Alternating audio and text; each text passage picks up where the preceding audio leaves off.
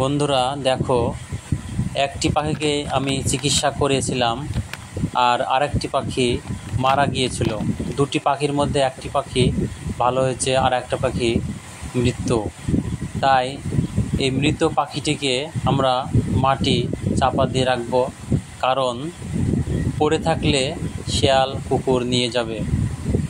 এই জন্য মাঠের মধ্যে কিছুটা মাটি খুঁড়ে পাখিটিকে রাখার ব্যবস্থা করব।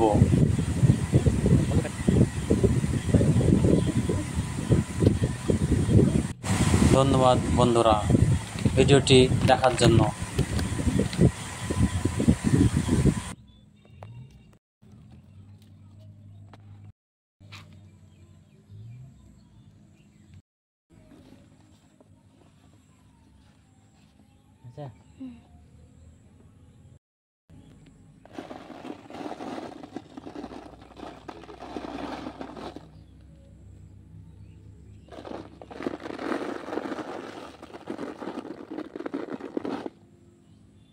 করলাম।